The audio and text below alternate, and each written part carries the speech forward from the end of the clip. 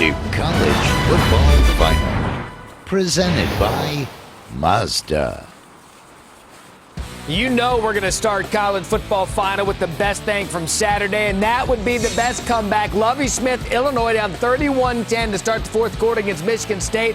And here come the Illini. Brandon Peters to Josh Imatorbhebhe. Stiff arm, gone. This Illinois team started the season 2-4. Now they've won 3 in a row. They're going to need a big fourth quarter if they're going to make it 4 in a row. You got to make the comeback. So Imatorbhebhe, the touchdown. Later in the fourth, Illinois down 7. Michigan State 3rd and 10. Brian Lewerke pick. If you're going to come back, you got to make plays on defense with takeaways. Lovie Smith, defensive-minded coach, right? They had 4 takeaways in this game.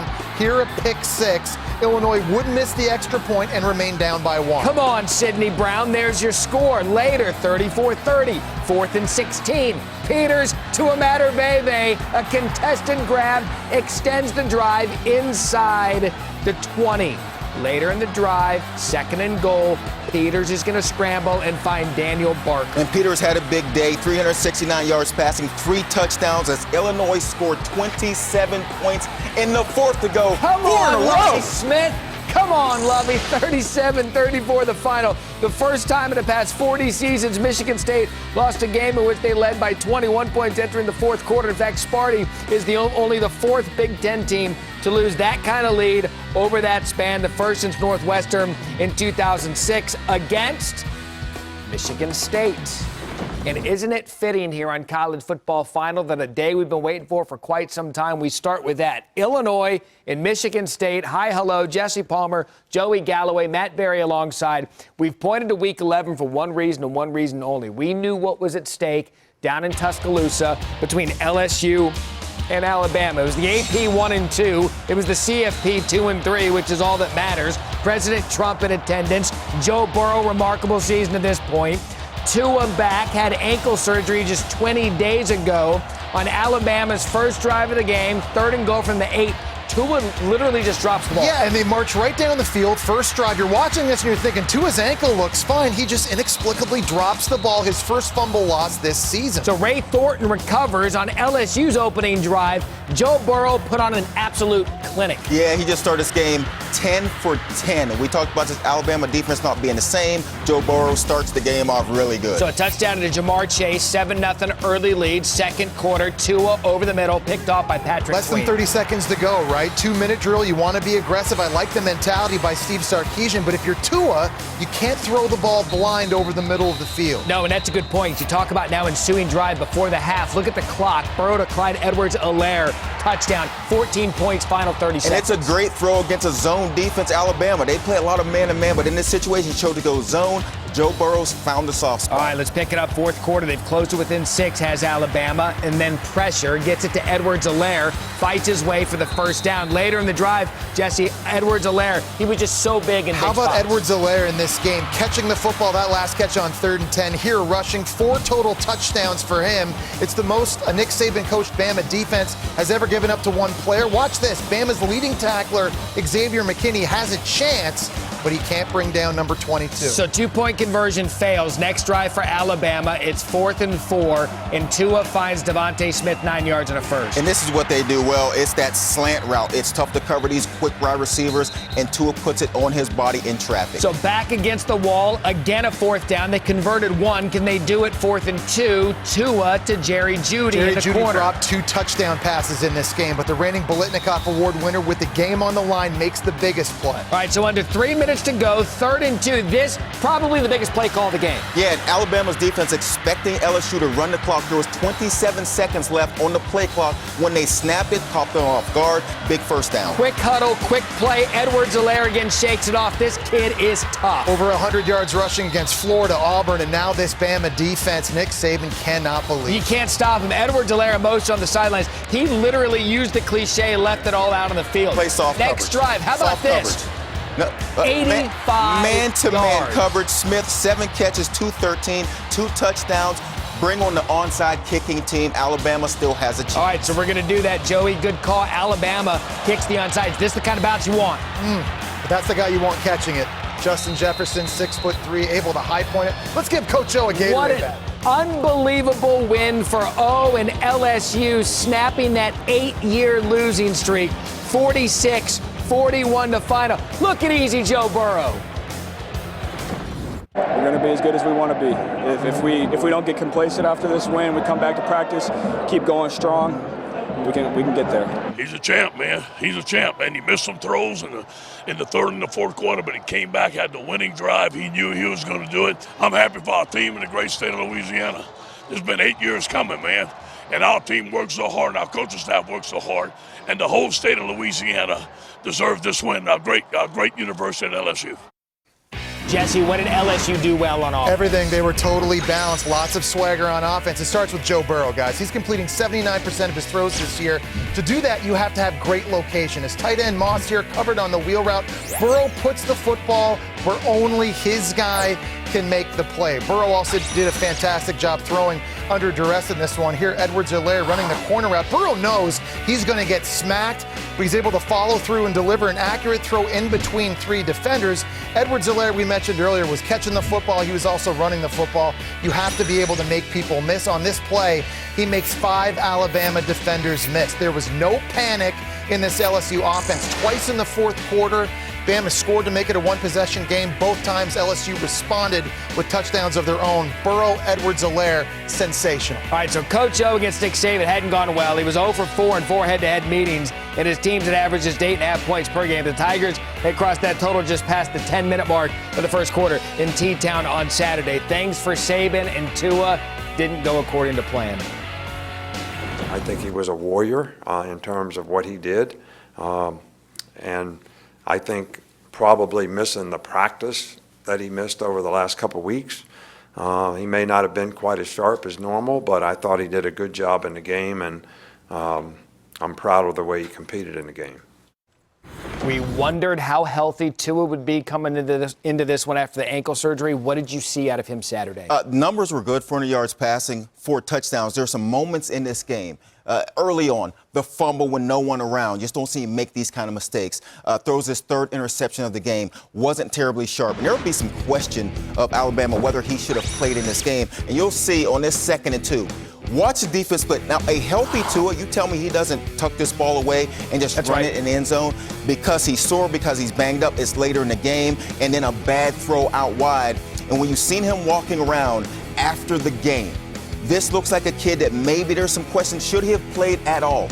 Because he's not 100%, but moving forward, they have Mississippi State, they have Western Carolina, games that they can win. They have Auburn at the end of the season. If Alabama's going to have a chance to stay in this thing, they have to beat Auburn. Hopefully Tua's better by then. Yeah, it all led up to this point for the LSU game, and it was clear Tua was not 100%. Where he goes from here remains to be seen. You guys will rank Alabama later in the show to find out where they fall, perhaps in a pecking order of college football. If you will, it was a battle for college game day on Saturday because Minnesota said, hey, come watch us row the boat against Penn State, and we'll put on a show. Minnesota won 5 straight games as outright underdogs. There's virtual lock implications on this one.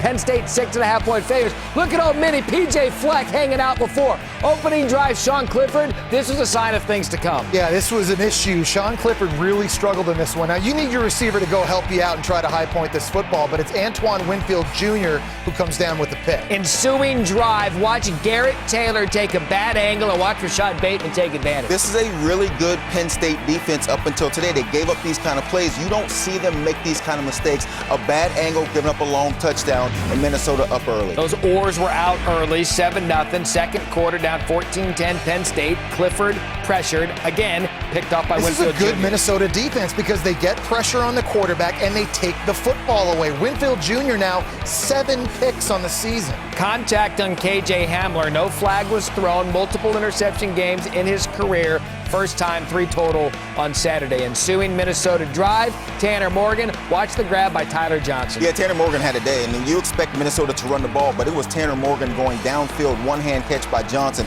gets us in the end zone, and they just kept coming as when it's Seemed like Penn State was going to get back in this game. It's plays like this that kept Minnesota in the lead and kept the momentum. I'm going to give the Pylon Cam a helmet sticker for this it was performance. a good day for the Pylon. Minnesota up 24-13. Third quarter, Clifford and Nick Bowers. And this is right after Penn State's defense created a turnover. They forced a fumble, trying to get some of this momentum back on the road. Failed two-point conversion. Fourth quarter now. Penn State on the 5, trying to make it a one-possession game. Fourth and goal. Clifford to KJ Hamler, back of the end zone, knocked away. I don't know that Hamler's the right person for this route. You think Freiermuth, a taller receiver. Yeah. Hamler's a quick guy. Get him out in open space. So Penn State on the 6, 3rd and 2, under 4 to go. Clifford awkwardly falls as he hands it to Journey Brown for the 6-yard touchdown. Limps off the field, but either way, ready to go. Penn State it's a scores. bit of a scary moment for him. He would come back in the game, though, and try to gut this one out. So 2:05 left, 1st and 10, Penn State 40. It's Clifford back in the game. Jahan Dotson, 49 yards. Dotson had 3 catches in this game for 70 yards, and we know this Penn State offense,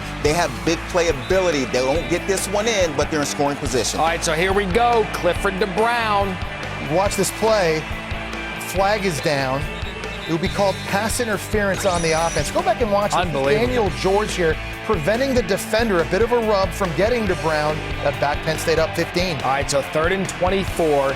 Clifford to Hamler.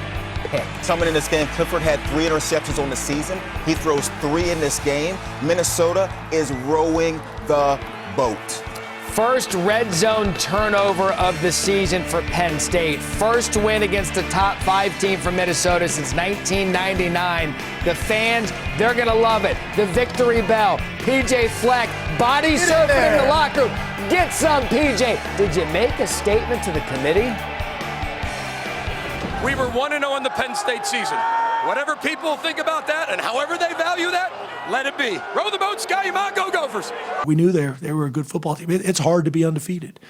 And with them being undefeated and what they've been able to do, you're playing a confident football team on the road who's undefeated. And they played well enough today to beat us. Just so excited for our team and for our fans. Everybody showing up today and packing the house maroon out. Oh man, I just love this city, love this state, love this team. It's an elite feeling. Tanner Morgan, the most popular guy in Minnesota. Gophers last win over the AP Top 5, told you 99. That was also against Penn State. Morgan, fantastic, completing 90% of his passes. That is the highest percentage in a game against a top 5 team over the last 20 seasons. Joey, I want you to show us what he did well. Yeah, Minnesota's the 3rd best rushing team in the Big Ten. So coming in this game, you're figuring they're going to have to run the ball, but Tanner Morgan steps up. He was completing 65% of his balls before this game. He goes 18 of 20. It's the play action pass on the slant, and it seems like they did this over and over. Rashad Bateman, number 13, had 7 catches for 203 yards. Now watch Morgan's eyes. Eyes to the left side. This is a zone coverage. It's cover 2. They have pressure coming around the outside. Morgan goes downfield with this ball, and they make another big play. Now, this Minnesota team, on Tuesday, there were 6 teams with 2 losses ranked ahead of this team. They were sitting at 17. They were motivated in this game. It'll be interesting to see moving forward what happens. Jess, biggest statement Minnesota made to you on Saturday was what? Well, it was just total team football, really. I mean, there's 17 coming into this weekend because the question is, who have they played? But now this is a statement win against who the committee had number 4. So row the battleship right now for Minnesota. They're sensational. That was a statement win. I don't know if we get oars. We've got to get the engine. Everybody, we can't get oars on the battleship. Like a sonic engine for that. But you take a look at what they have coming up now. They have to be able to handle success. They're going to go on the road, play a very physical, very good Iowa team. Yeah. They still have Wisconsin down the road, too. But I'll say this. If Tanner Morgan plays this way, he's supposed to be a game manager. They run the ball. His accuracy really had been up and down so far this year. In this game against the best defense they played, he was sensational.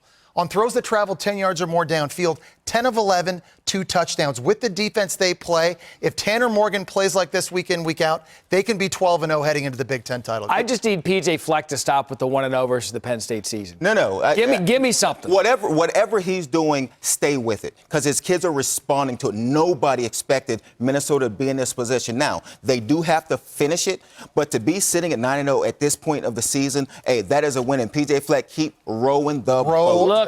Let's get it. There we go. Yeah, we're gonna row it. We're gonna row it until they tell us not to, because this was the day it was all supposed to stop, and it hasn't. We're gonna keep on rowing here on college football finals. So much to get to, including the Ohio State Buckeyes. But we've seen this. You know, everyone yelling about the rankings. Yell. Well, guess what? Penn State and Alabama are 5th and 6 teams in the top 4 of the initial college football playoff rankings to lose that same week since this began 6 years ago. Bad news for those teams, none of the previous 4 made it into the playoff. Just got to stop yelling about the rankings so early. Ohio State, we knew they wouldn't have Chase Young. Would it be a factor? Answer quickly, no. Plus, Baylor needed overtime. OU needed help. What a day it was in the Big 12. College Football Final is presented by Mazda. Feel alive. Football on Saturday. Let me catch you up on what went on. Oklahoma hosting Iowa State. Jalen Hurts and CeeDee Lamb, they were making this thing look simple. CeeDee Lamb might be the best receiver in the country with the ball in his hands after the catch. Here in triple coverage goes up. 6 catches, 142 in the first half. All right, so 9 seconds to go in the half. Jalen Hurts, blowout. Jalen Hurts responsible for 5 touchdowns in the first half. This game is over. Yeah, since 1940, Oklahoma 194-0 when leading by 21 points at halftime. Let's just start Let's the go. highlights. Yeah, we'll just move on to the next highlight, right? It's under 4 minutes to play. Iowa State trailing 42-28. No one told Brock Purdy this pass. Purdy to Sean Shaw. Purdy came into the game averaging 320 passing yards a game, 3rd in the country, and that only took 1 minute 7 seconds to go 80 yards. Yep, made it a 1-score game. And then Jalen Hurts. Under 3 to play. Jalen, what are you doing? Yeah, you have to eat this ball, throw it away, punt this ball, and play some defense. Jalen Hurts turns this ball over, and you just don't see this veteran make these kind of plays. So what does Iowa State do? Charlie Kohler, touchdown, 1-point game. Guys, go for 2. No. No. You're on the road. You had all the momentum late in the game on the road. Barry. Go to OT. Thank you, Jesse Palmer. You kick the extra point. Road. Statistically, extra point gets you this. Number 9 team on the ropes, you go for 2. No, you are wrong. Barry and Palmer are right. And because of it, Oklahoma wins. And Lincoln Riley says, hey, all of our goals, all still there. Absolutely. I mean, y'all been around here the last few years like I have. You got to win tough games. And so that's a good football team. I'm just telling you right now. That's, listen, I want to play a hell of a lot better. I want to play better in the second half and blow them out worse than anybody in this room. But winning's winning, and that's a win. Virtual lock implications in the other wild Big 12 game between Baylor and TCU. Joey had this one, 9-6. Charlie Brewer picked off by our Darius Washington, but a false start on the play. The interception waved off. Baylor stays alive. Yeah, and this is a Baylor offense that have been scoring about 36 points a game this season. All right, so 51-yard field goal to tie the game. Noah Rauschenberg lines up the kick, but Matt Rule says, you know what, I'm going to put in John Mayers instead. Well, no, he switched kickers who missed a field goal earlier in the game. You know what he does? 51-yarder. I'm not missing this, coach. And that kicker had never attempted a kick of more than 40 yards until this game. Matt Rule, nice game management. Trust the gut. Go to overtime. First OT. Max Duggan into the end zone to Valence Hunt. Incredible catch. It was ruled game incomplete. Over. Let the celebration begin. Baylor goes to 9-0. Let's get the Gatorade. No. Wait a minute. What? No. What are you reviewing? I want you to look at his hand and forearm. I don't know if I've ever seen a game where a receiver's gotten one hand down and he got all 5 fingers. Touchdown. Let's keep this thing going. Madden back to the sidelines, tied at 16. Double overtime. We didn't have 1 TD in regulation, and then Brewer to Denzel Mims. This is on 4th and 6. You go to your 6'3" Mims, the long arms to pluck it out of the air. Drop it like it's hot. 23. Brewer to Mims again. And Brewer was just waiting for overtime. He went 5 of 8, 64 yards, got his 2 touchdowns. New rules say you have to go for 2 in the 3rd overtime. They didn't get it. Duggan looking at a pass, doesn't see anyone, spins away from defenders. And this true freshman quarterback can run. Look him spin, break tackles. He's in. Touchdown. Teach me how to Duggan. Yeah. Refs would review the call. Take a look again. Right foot just along the sidelines. He's out of bounds. Refs changed the ruling on the field. No touchdown. So here we go. Another big replay. This time not in favor of TCU and the Frogs. 4th and goal. They need a touchdown. This is your ball game. You got to mention on 3rd down, a penalty, move the ball back, and then they go to the end zone. Duggan, 3 interceptions on the day. best defense in the Big 12 is Baylor. And a cover, dramatic covers for Joey all day. First one over TCU since 2014. That sets up Baylor and Oklahoma next week in Waco. Prime time. Look at the Big 12 standings. You know what it means. College game day, the whole thing. Big 12 getting interesting as we head to week 12. All right, so here was the story coming into the day about Chase Young. He was suspended. More on that in just a minute. With all due respect to Maryland, Chase Young was not going to be a factor in the outcome of this game. His backup, Hamilton, had a nice game. Yeah, he sure did. This defense had a good one. 7 sacks on the day for Ohio State without the best player in the country on defense, Chase Young. And perhaps one of the best players in the country on offense, Justin Fields, keeps it. Second player in OSU history with 25 passing touchdowns, 10 rushing touchdowns in the season since J.T. Seriously, pay Barrett. attention to this. This might be the best onside kick you will ever see. It was like a pass. Watch this. This is perfect. Ideal. The one Alabama had against Clemson, the national championship. I don't know about that. I mean, that was pretty good. A bit bigger game, maybe. Yeah. KJ Hill. This is Maryland. I love that Ohio State's onside kicking against Maryland and then scoring, and then J.K. Dobbins. How about Ohio State putting up 705? You want to say it with me? Yeah. 705 yards, Barry. Pretty good. You guys are adorable. As for the current head coach, you're doing something right when 12 games into your coaching career, you've yet to address a losing locker room. That's where Ryan Day sits, just the 7th coach in major college football history to begin his career with a 12-game winning streak. Speaking of winning streaks, Clemson came into this one having won 24 straight against NC State. Again, I don't think the outcome was ever going to be in question. It's just about getting wrecked for Trevor Lawrence. Yeah, and Clemson was motivated. It came out number 5 on Tuesday in the rankings, so they came in, they put up 28 points in the first quarter, making a statement. Career high 59 rushing yards. Don't cheat him out of career high. Not bad. 7-0. Then Lawrence dropping back. Justin Ross. Yeah, deep. slipping, recovering, then dropping a dime. 8 picks in his first 7 games, but in his last 3 now, Trevor Lawrence, 9 touchdowns, no picks. Man, what do we say when talking about Clemson? Give the ball to Etienne. Travis Etienne, now 54 career touchdowns at Clemson, passes C.J. Spiller. He set the record. Oh, and Clemson clinched the ACC Atlantic with the win. Hey, Dabo, what about those rankings? Oh no, man! Hey, we're just hopefully we can, keep playing well. We'll have a shot somewhere down there. We were 5th, and so maybe we can move up in there. But again, it just doesn't really matter right now. What matters is us, taking care of the things that we control, and that's game day. Speaking of rankings, there you have the touchscreen, and it is blank until Joey and Jesse get up there and rank their latest top 5. But we could all agree about Appalachian State, 2 Power 5 wins and still alive for the New Year's 6 after going in the barnyard and beating South Carolina. First time they've ever beaten an SEC school.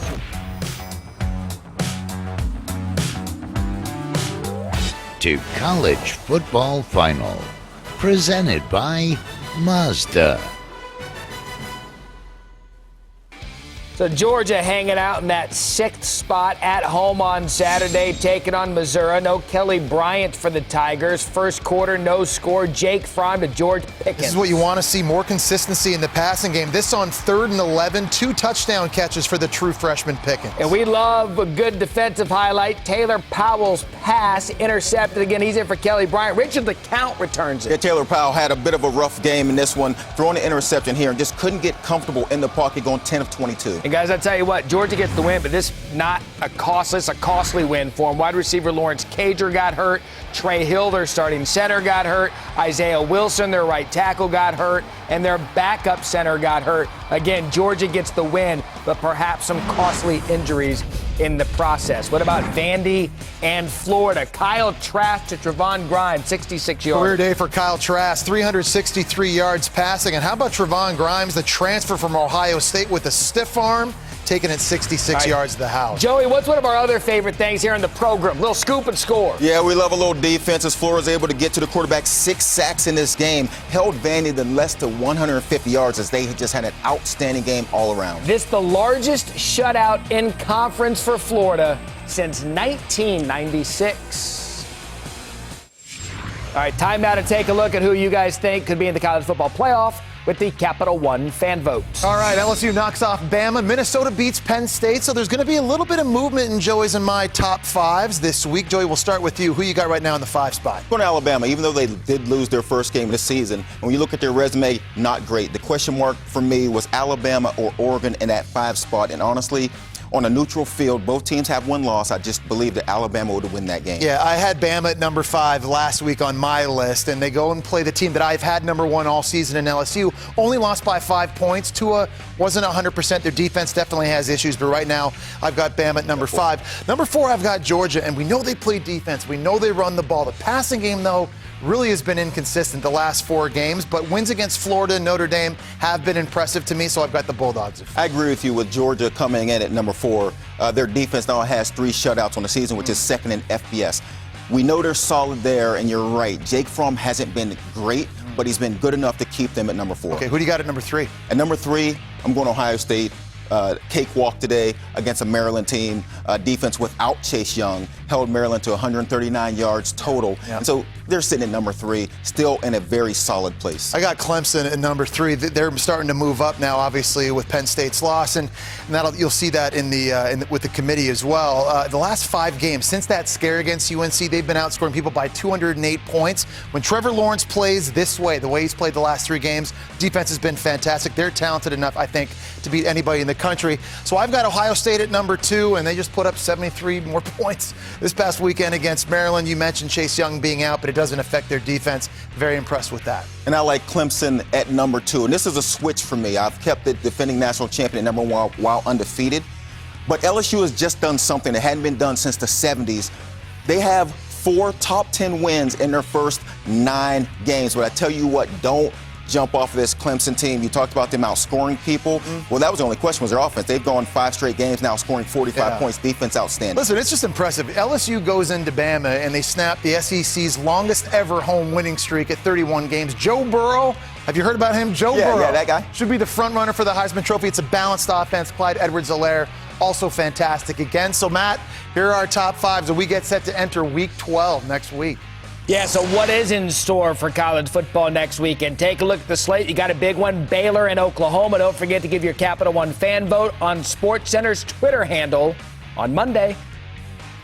Let's pick up some highlights now. Back in the Big Ten, Wisconsin hosting Iowa. Scotty looking to snap a 2-game losing streak. Jonathan Taylor had 120 yards on the ground through 3 quarters. Picked things up under 10 minutes in the 4th, breaks through the line, spins, a nice 36-yard gain. And against a good Iowa defense, Wisconsin's offensive line was able to be physical, paved the way for Taylor, who ran for 250 yards. So ensuing Iowa drive, Wisconsin would make a field goal, 24-16. Nate Stanley, Tyrone Tracy Jr., and goes 75 yards. Tracy Jr. had 5 catches for 130 yards and 1 touchdown, and this is big for Iowa's offense, a long play which you don't see much of. So they go for 2. Stanley QB draw. Ooh, wow.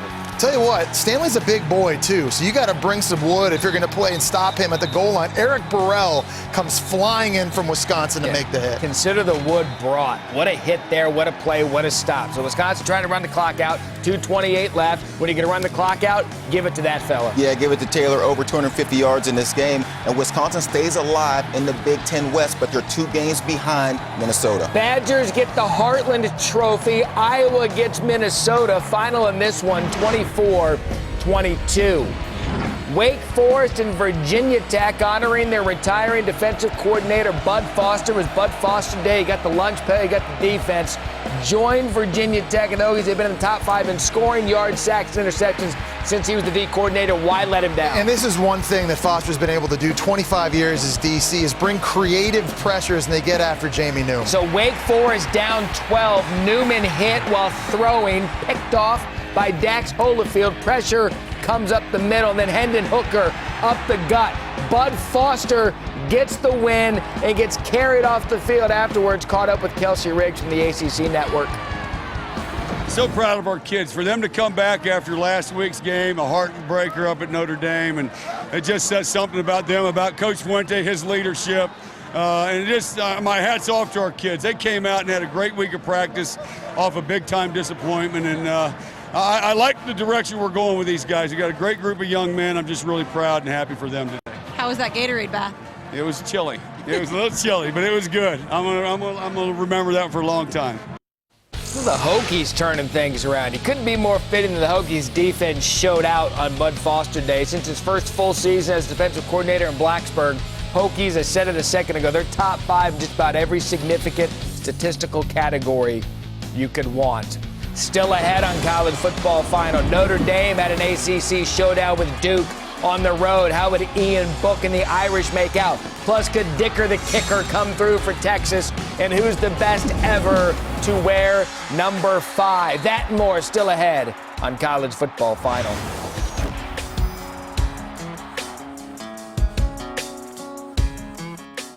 Notre Dame was on the road Saturday in an ACC affair, taking on Duke, and Ian Book had a nice game. Ian Book now at 21 passing touchdowns on the season. That is a new career high. Finds Chris Fink there. Notre Dame leads 7-0. Then same score, Chase Claypool. Yeah, he had only completed 49% of his throws the last 3 games, but was on fire in this one. It wasn't just throwing it, too. It was running. It had 139 rushing yards. This TD to Finke again. Notre Dame wins 38-7. Improves to 4-2 all-time against Duke. Kansas State and Texas, fourth quarter.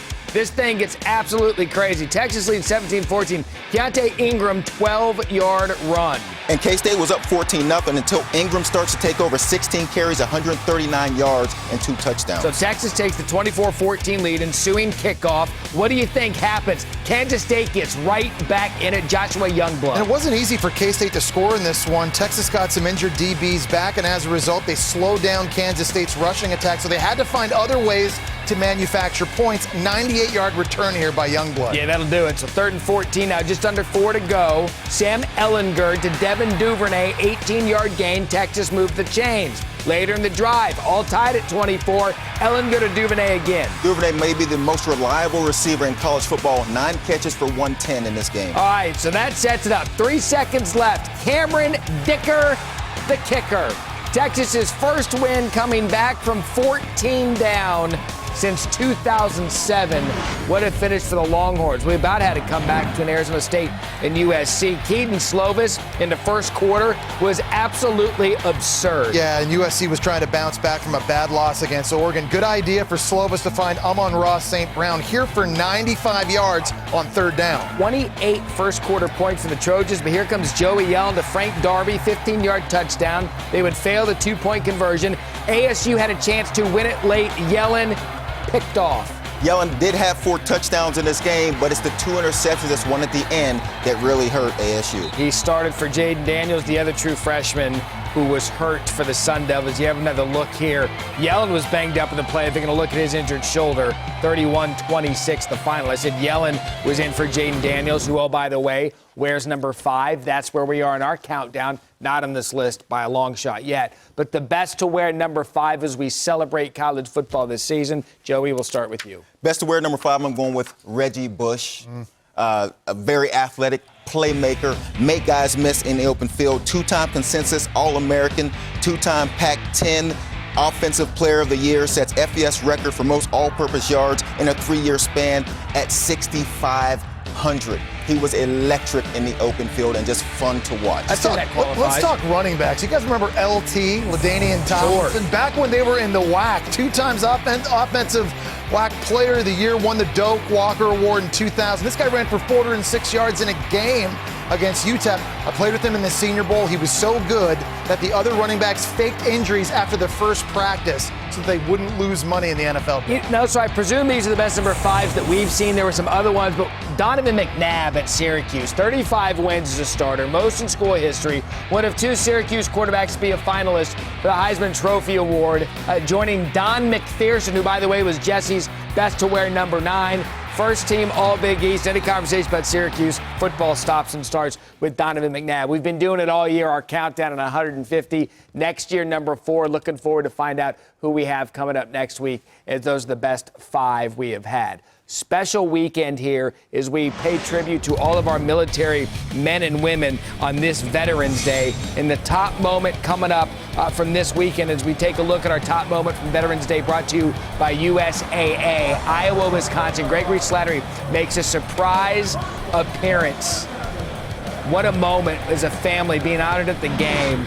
His son Kai runs over for a big hug with his dad. I love these moments, never get enough of them. Speaking of our military, Army taking on UMass. Jabari Laws, one of 9 rushing touchdowns for Army, 83 yards. And it's the run game. You have to take care of the quarterback, keeps the ball, breaks the long one, takes it all the way. Great blocking downfield to get this in the end zone. So if we haven't said it enough, thank you very much to our veterans and our men and women across our military as we celebrate them this weekend. You know, we're going to also celebrate more college football in the top plays from Week 11.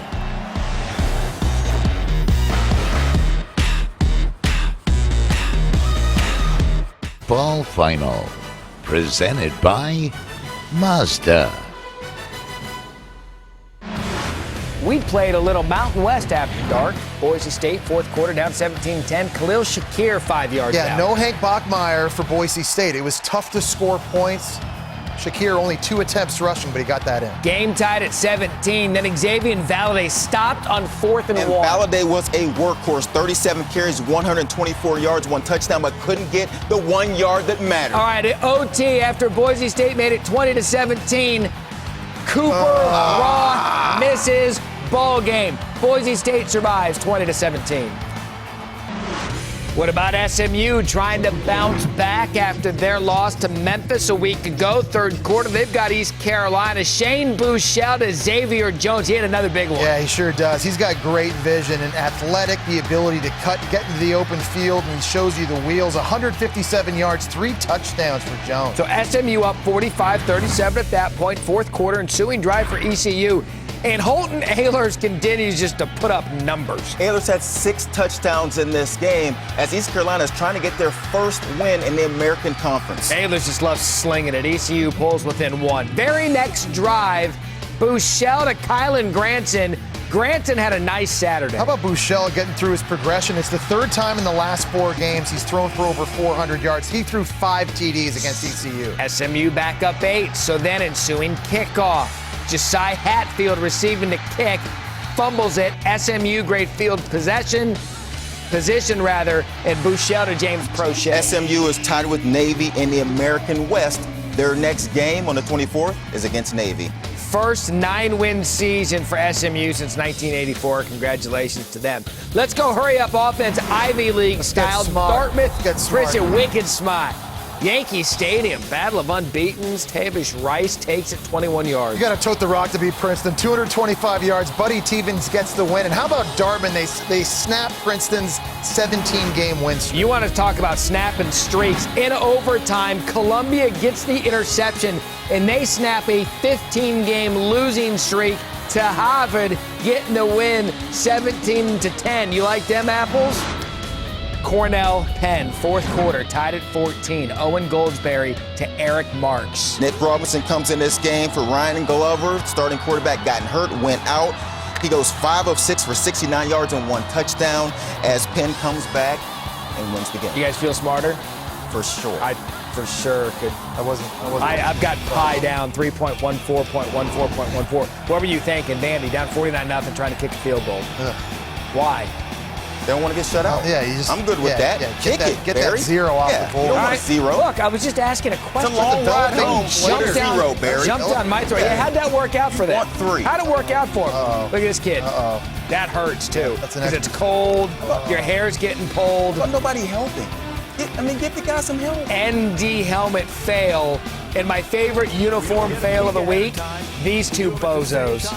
It was a big day. It was the first ranking out, so you got to bring your A game, bring your good stuff. And we were on fire in our locks. Our locks have been so good. Operative word there was let's work. Go with the uniform. Of all the stuff you guys have in your closet, you guys had to wear the same thing. Yes, we look good. At least Herbstreit Don't hate on the Gucci professionalism there.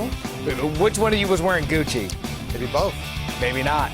Helmet stickers, big Saturday. We'll hand them out. Coming up next.